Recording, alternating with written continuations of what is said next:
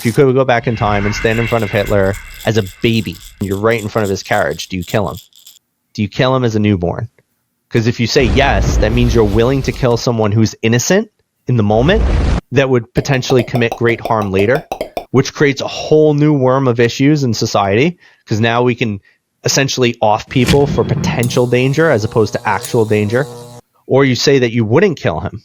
And then what would you do with that? Would you try to educate him? Like, I mean, you can't do that because you're not, based on that philosophical question.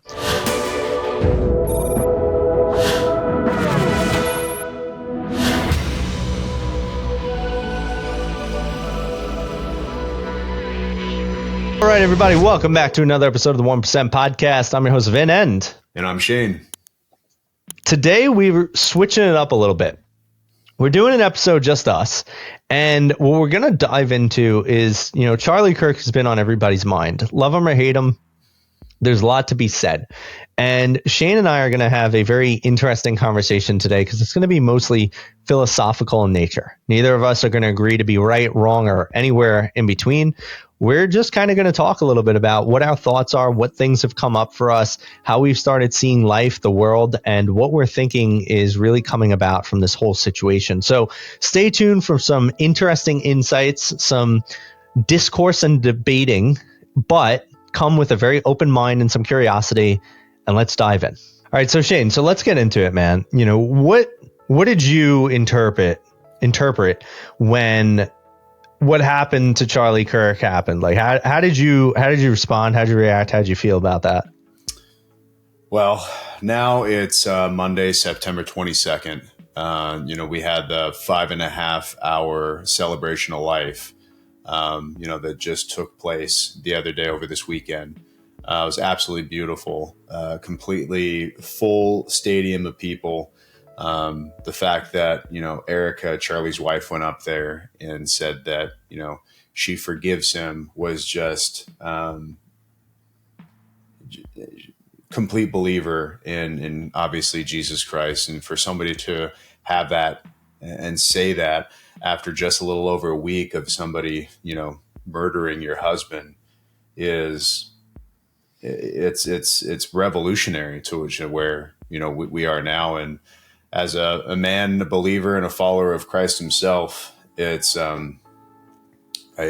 crazy that almost needing something like this to, bring us as a society, as the United States, something closer together, is I wouldn't want to say that it's needed, right? It's not the right words, but it's I feel that personally, it's bringing us closer together as a society, as a country, as believers. And whatever religion that you are, it's bringing us together. At least that's what this hope was this whole time, right? If you would have asked me this question 2 weeks ago,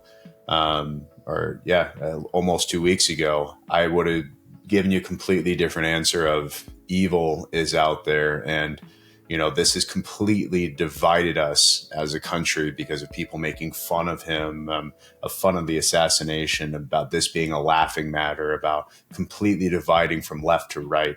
And now that it's been this long, I actually see more people kind of coming together. One, realizing that murder is wrong of any human being, regardless of whatever the case is, but strictly being political views is absolutely insanity to me. But that this is now bringing us closer together.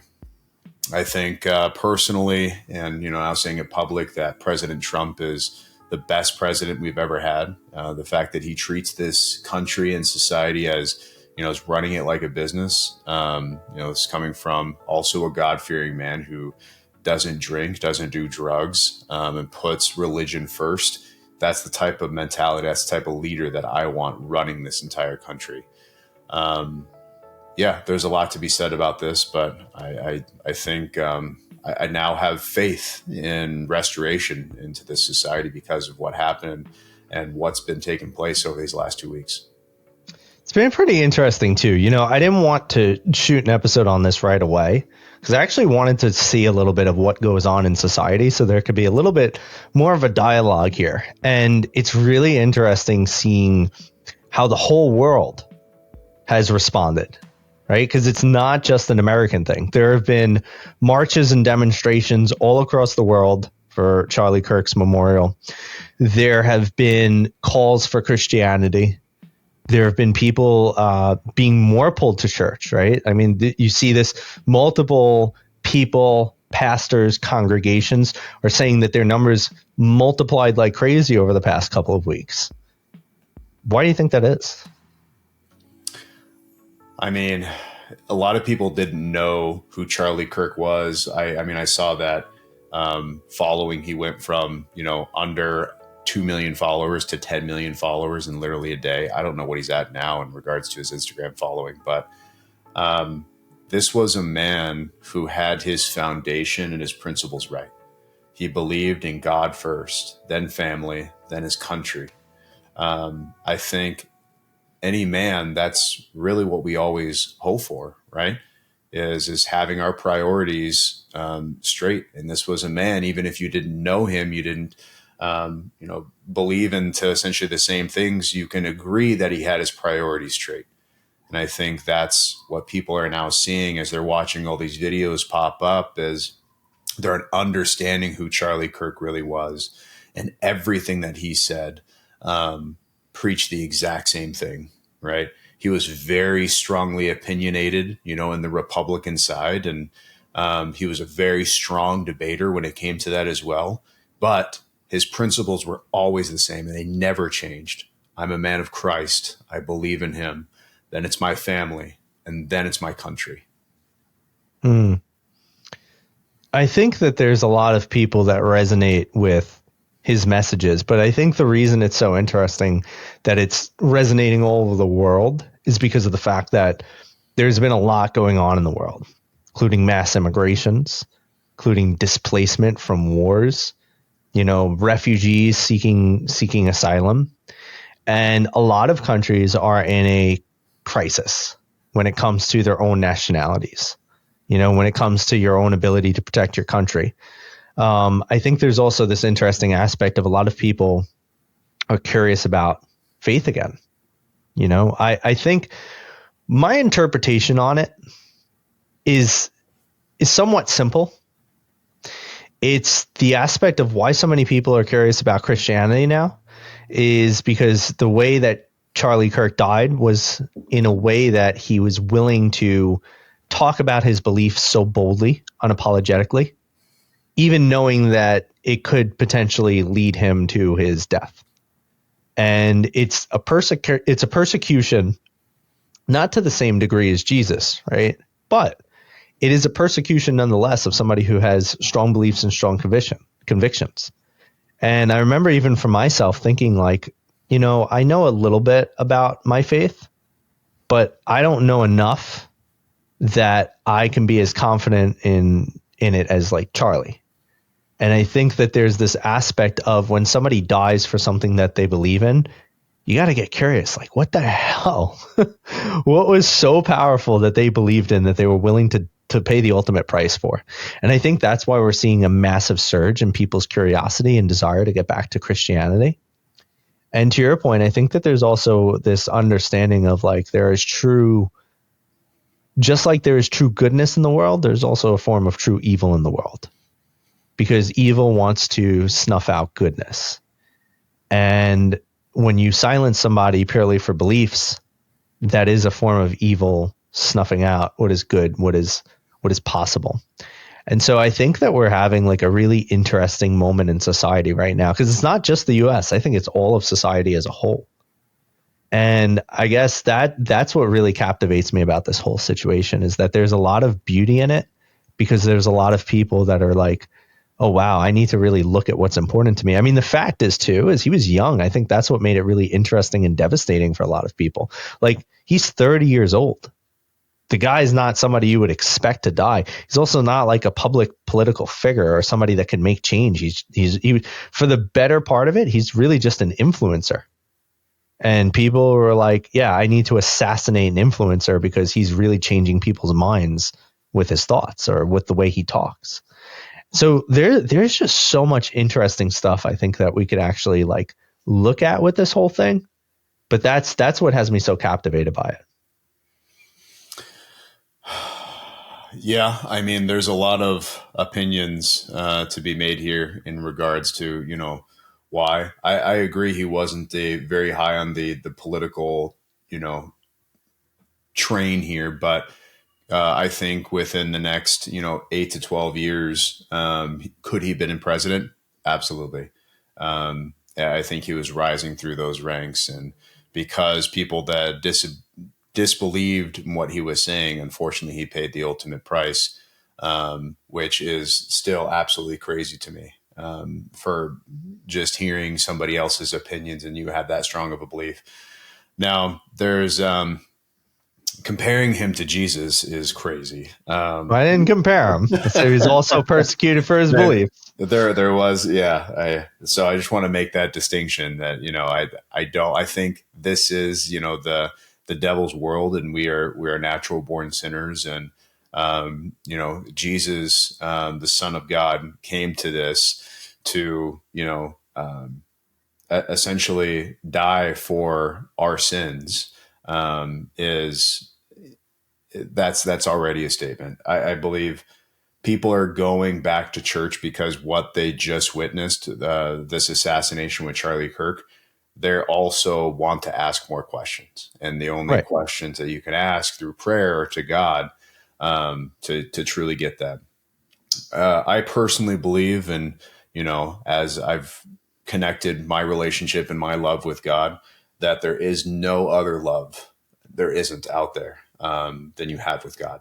Once you fully commit yourself, fully give your heart, and fully open that door to God, there's nothing like it. That's exactly what Charlie Kirk believed in. And I think people are wanting to live and embellish that type of lifestyle, truly understand it. I think people have kind of steered away from it, even if they quote unquote have beliefs. They're not walking, with the Lord. They're not talking with Him. They're not reading, His messages through the Bible. So it's different than saying it compared to actually, walking the walk and believing it. And that's what Charlie believed in. That was his foundation. Yeah. Well, and it's always so funny. Every time I talk to one of you guys that are devout Christians, it's always like be careful, don't compare it to Jesus. And it's like, hey. Nobody will ever compare to Jesus. Right. Well, and that's the thing, right? The points, and I think this is the important thing. The points of bringing up parallels is valuable. Jesus, why Christianity had an explosion while Jesus walked was because there were things that were being done, right?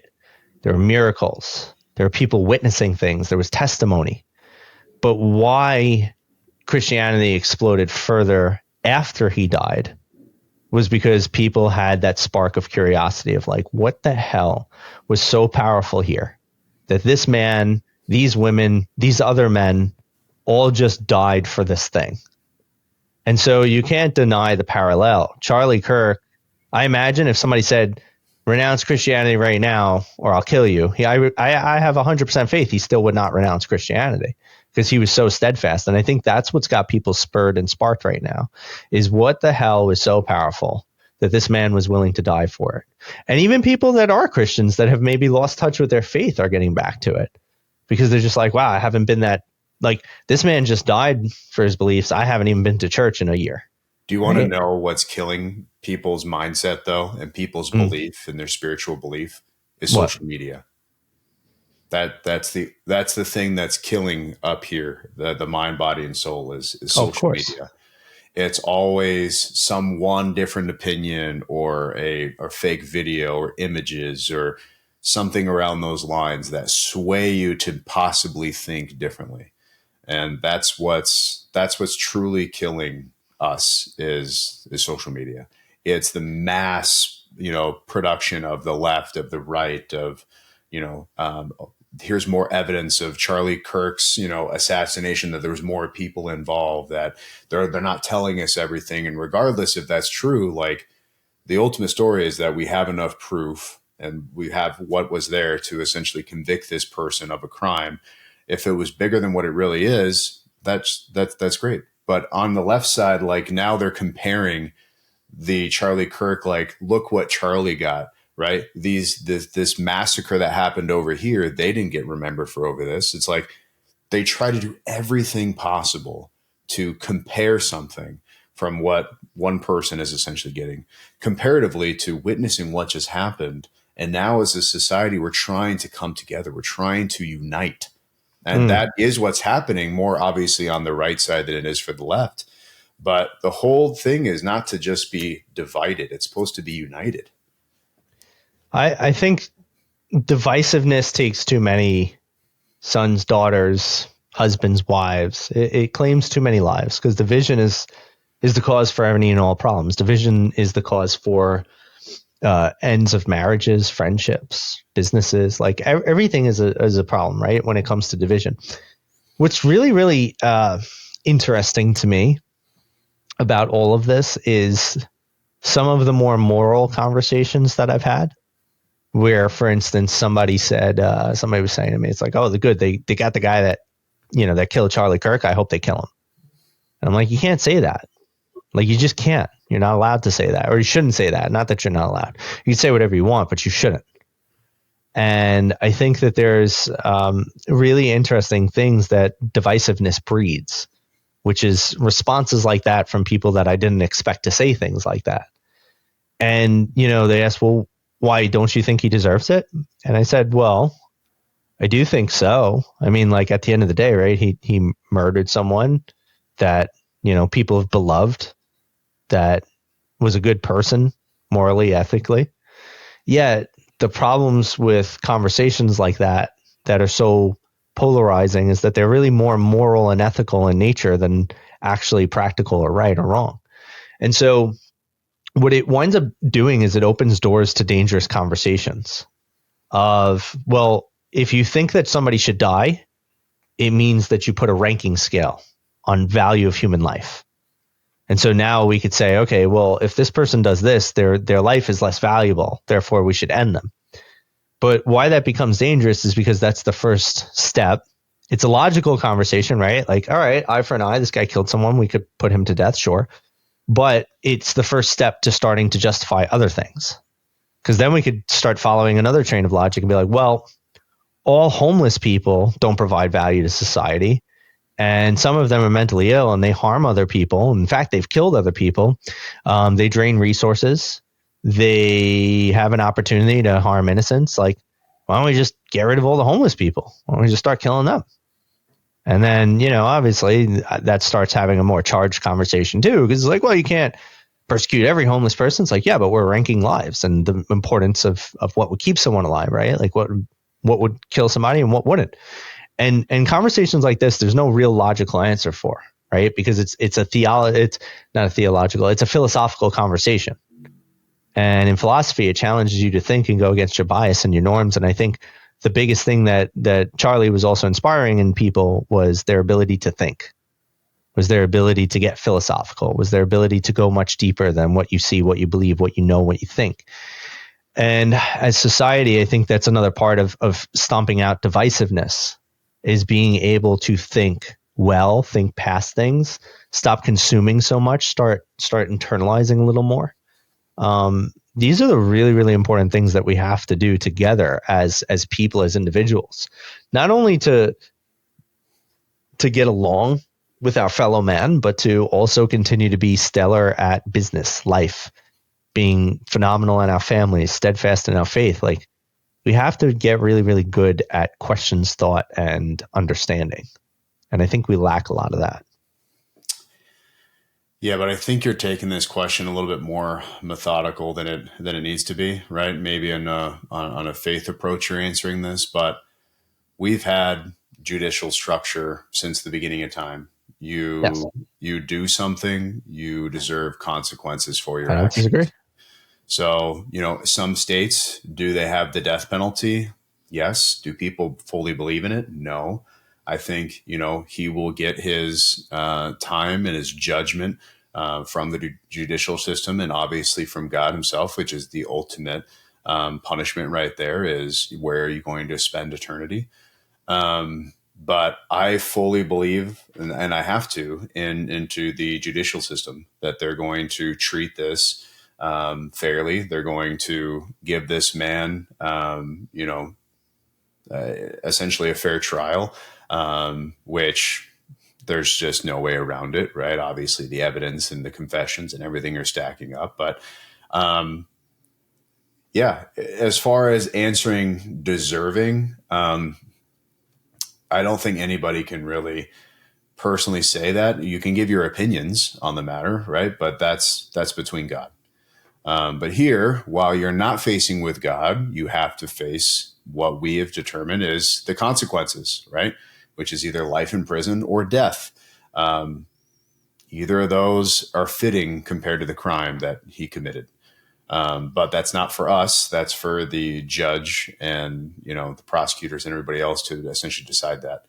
So I think everybody is right to their own opinions on what they want to say about the matter. It's tough. It's tough to truly say, what does this person deserve, right? Compared to what he essentially did. Most of these moral conversations are more idealistic in nature.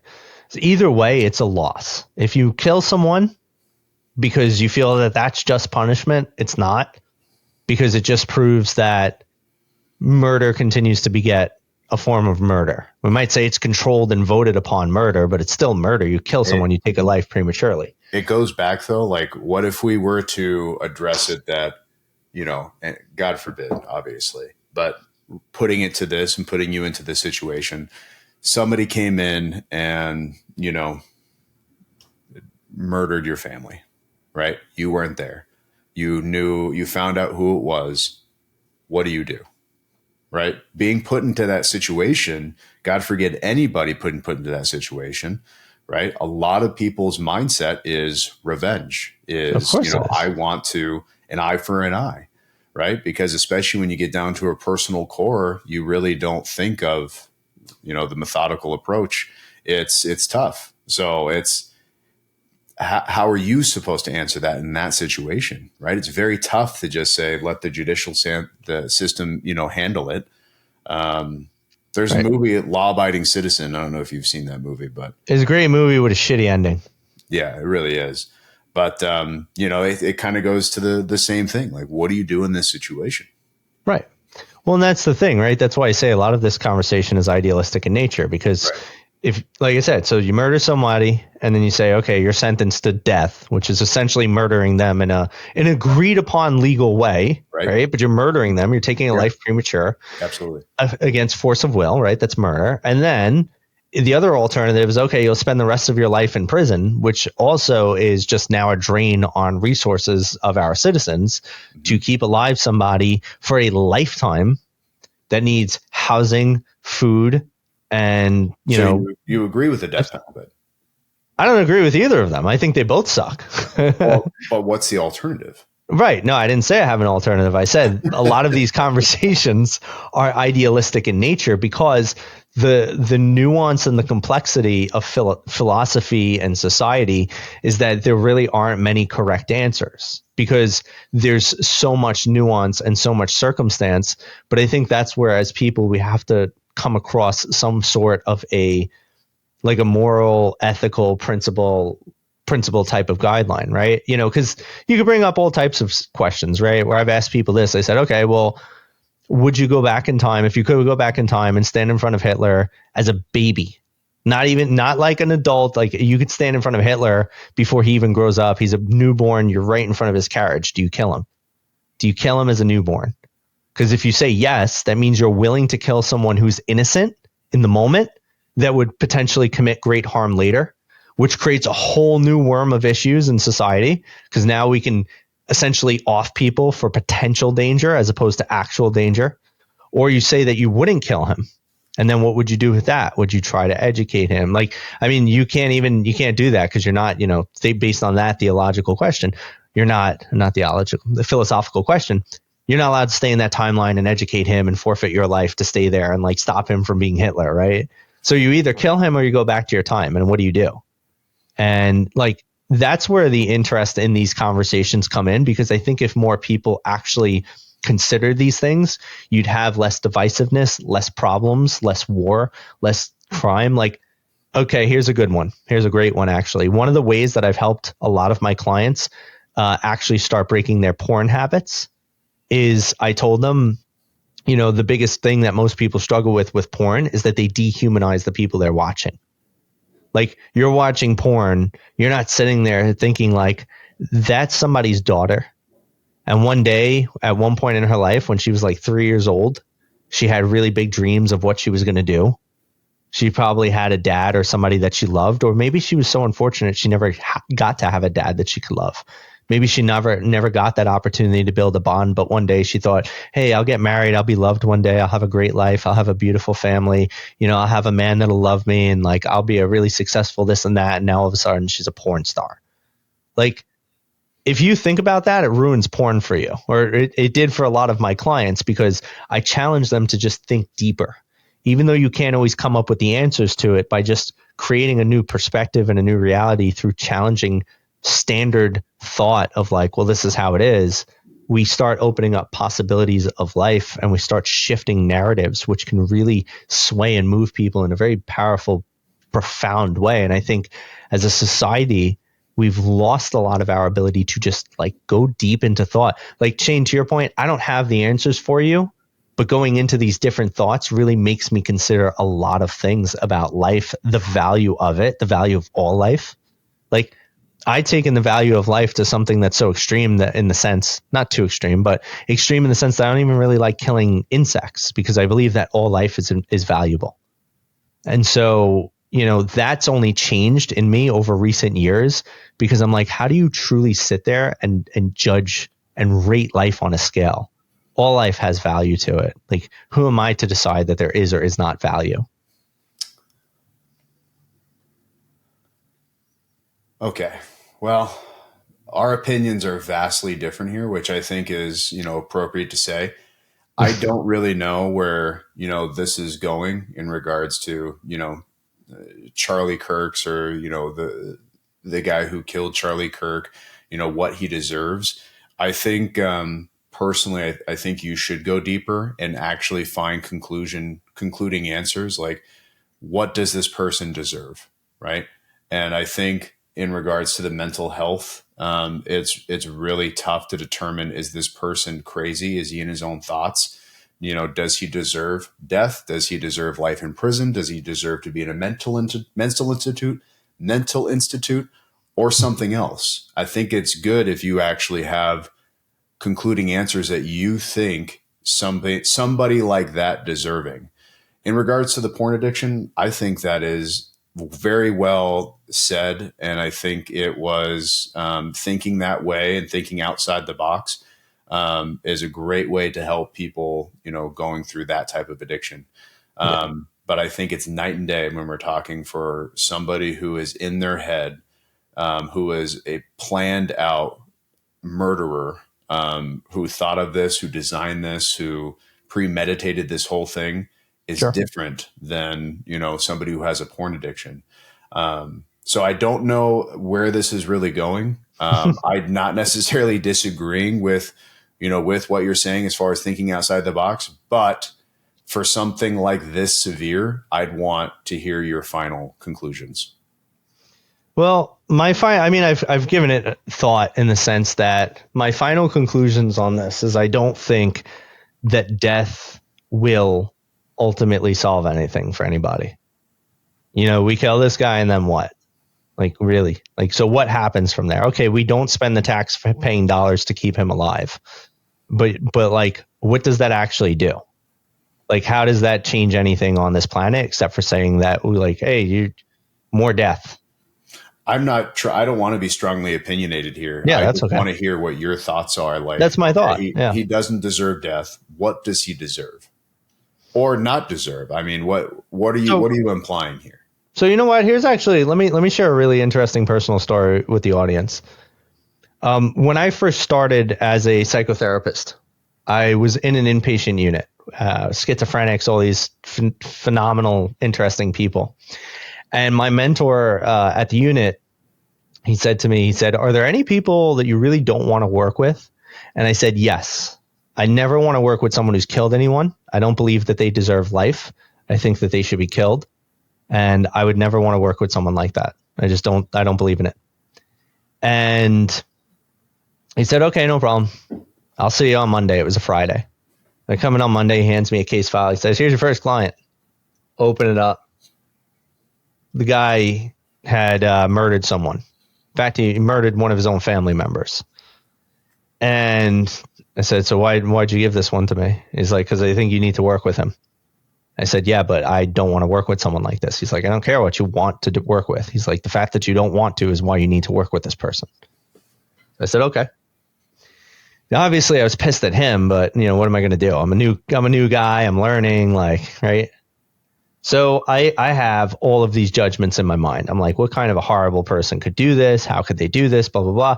And for everyone who's listening, obviously there's already a question of like, yeah, but he's in an inpatient unit, right? There's something different. Like there's something wrong with him. It's different because he's a mental patient, right? But to the point, I had this very interesting preconceived notion, regardless of what his mental status was. I was just like strong. I don't want to work with anyone who's ever killed anybody. So I sit with him. I hear his story. I hear why he did it, how he did it. Tells me everything in detail. And over time, obviously you learn when somebody's in an altered state of mind and they are a substance abuser, there are things that can happen. So he's a schizophrenic. He was hearing voices. He was being told to do this. He did it. But it's really interesting because as he's been being rehabilitated over time, now Shane, you or somebody who's listening might ask, like, well, Vin, do you think that guy should be let out in society? I would actually say yes. After working with this guy for a year, I would say yes. I spent a lot of time with him. He was consistently on medications. He was consistently willing to stay off of any types of substance. He was allowed unsupervised visits outside of the facility. He was allowed supervised visits. He was taking leave and going to see family and this and that. And I would ask him, I said, like, what do you want to do when you get out of here? And he's like, I got a kid at home. He's like, I had a son before all of this happened and I haven't been able to like be a father. He's like, I just want to be a father. I'll live with this for the rest of my life. I'll be damaged by this for the rest of my life for what I've done. And there's nothing I could do to change it. And I'll have to live with that. And he said, yet, I still have ideas of what would make life worthwhile for me. And that would be like spending time with my son. He was a big avid chess player. Him and I would play chess every week when I would like talk with him and do sessions and things like that. And, it was really, really interesting to see this different side of this person that I didn't think possible. Now, I don't know what happened with this guy who committed murder here and ended it for Charlie Kirk. But I guess what I'm saying is that there is a belief in me for rehabilitation. Do I think all people could be rehabilitated? I don't. I think that's why places like mental institutions and prisons exist. So I guess what I would say is for this guy is one, I would have them determine, is he someone that could be rehabilitated? Does he want to be rehabilitated? Is it possible? Is there a reason he needs rehabilitation? Like, was he mentally ill or not? Not making excuses because I don't believe that these are good things regardless. Like, I don't think you should just overlook if somebody's mentally ill. I don't think that's a great reason.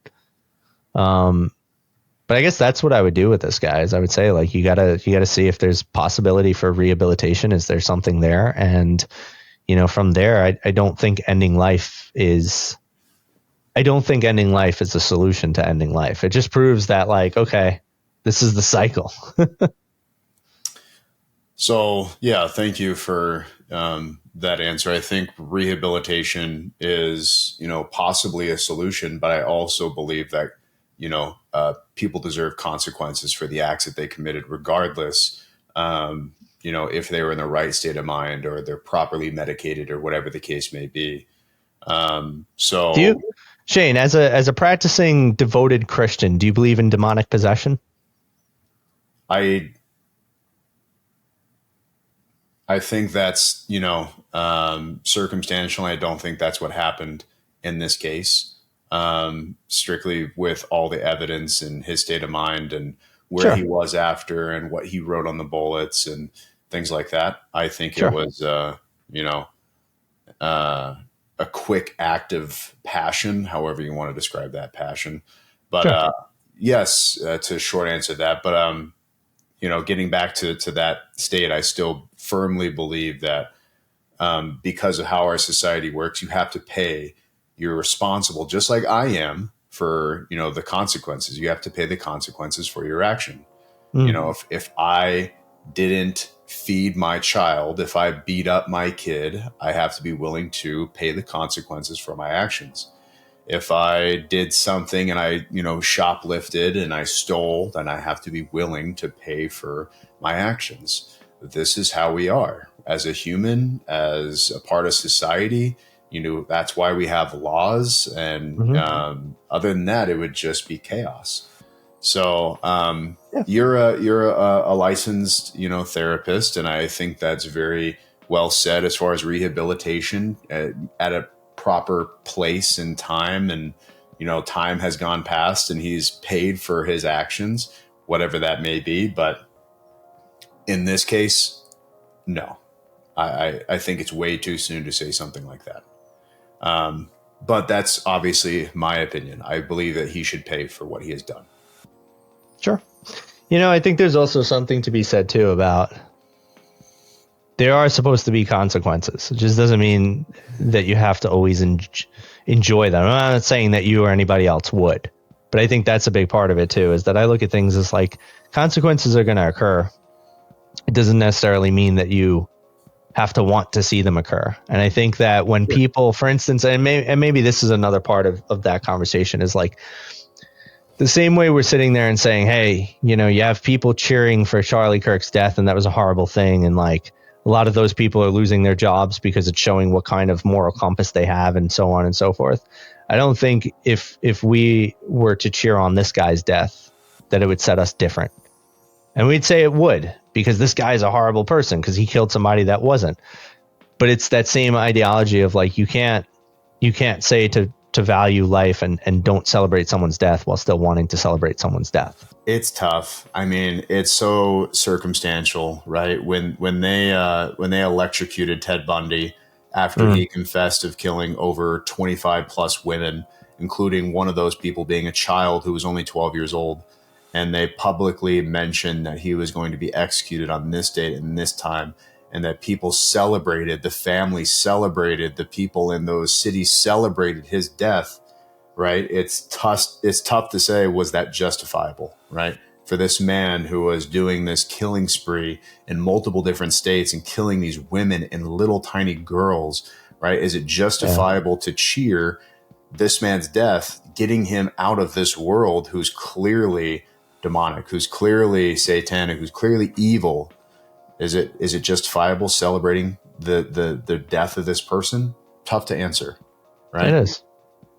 It is, but that's why I like these kinds of conversations. I think that, and this is kind of how I'm just circling it all around, is I think that there's been so much that's come up with Charlie that has made so much interesting conversation come about, because of the fact that ultimately most people don't talk about this. Most people don't think about things like this. And I think that's what's been one of the more eye-opening opportunities for this, that people are starting to like look at, like, what the hell is actually going on, and are we doing ourselves a service by thinking well enough and coming together and looking for less ways to be divisive? Yeah, I mean, Vin, you're absolutely right. It's, I love these types of conversations too, especially with people like you and me, who's can be opinionated but also open-minded to the other person while they're hearing them out and justifying it. Not saying you're right, you're wrong. It's just sharing our beliefs, even though they're different. Like, this is how society should be. Let me hear you out. Okay, I share a different opinion, but I can see where that would be acceptable. Yeah, I love it, man. I mean, that's what it's about. And I'm glad that we got to just kind of have this conversation. I think this is relevant, and I'm actually really interested to hear other people's takes on this too. So, guys, I want to kind of end the episode here, but I'd actually like to invite you to leave a comment on this. I would love to hear what your thoughts are. I know this has been a really big moment for a lot of people. I know that there's been a lot of things circulating. I'm curious if Charlie's experience on this earth and then his departure from it has also challenged you to maybe take a new action and do something different with your life. Let us know. We're curious to hear your opinion, your thoughts, and please keep us posted. I want to hear about it. So, guys, thanks for tuning in for another episode of the 1% Podcast. Don't forget to like, share, follow, subscribe, and check us out on the next one, where we'll be a lot less philosophical and political, back to our usual interviews of phenomenal entrepreneurs. Until then, I'm your host, Vin, and I'm Shane. we'll see you next time. Bye, guys. Bye.